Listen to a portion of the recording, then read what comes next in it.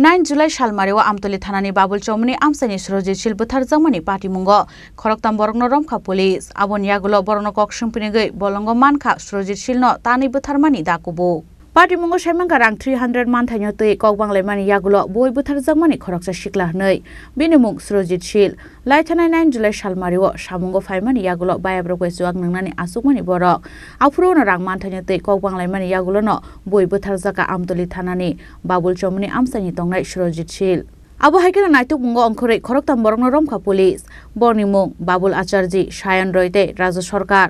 बरंनो सालतामनि बागे police remand रहरजागमानि आबन यागुलो बरंनि कक्सिंपिनिगै बलंगो खिबिजागमानखा दाकुबुखनि शाखा आमतली थानानि police গত 9 তারিখে রাত্রিবেলা সাধারণ 300 টাকার লেনদেন নিয়ে তারা চারজনই শ্রমিক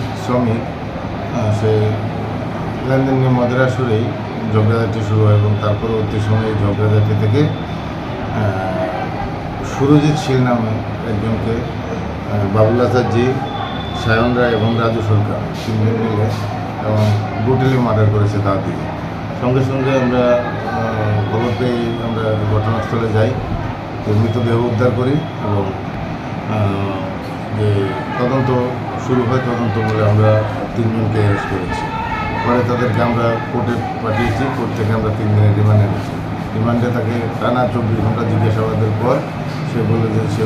ওয়েপন অফেন্স যেটা যে দা দিয়ে হত্যা করেছে সেই দাটা যে প্লেস অফ অকারেন্স থেকে একটু দূরে জঙ্গলে ঢিল দিয়ে ফেলে দিয়েছে সেই মোতাবেক তাদেরকে আমরা এক্সিকিউটিভ ম্যাজিস্ট্রেট সঙ্গে নিয়ে তাদেরকে আমরা প্লেস অফ অকারেন্সে নিয়ে যাই এবং নিয়ে গিয়ে তার দেখানোর মতো জায়গাতে জঙ্গল অনেক খোঁজাখুঁজি করার পরে সেই ওয়েপন অফেন্স দাটা রিকভারি করতে পেরেছি। এই ঘটনার সাথে এখন যে টোটাল কতজনকে গ্রেপ্তার করা হয়েছে? এই পর্যন্ত আমরা 3 জন যে এফআইআর নেম এবং যে 3 জন ছিল 3 জনকে আমরা অ্যারেস্ট করেছি আর এখন তদন্ত চলছে যদি আর কোনো নাম আসে তাদেরকে আমরা অ্যারেস্ট করি তদন্ত চলছে। ব্যুরো রিপোর্ট চিনি খরাং।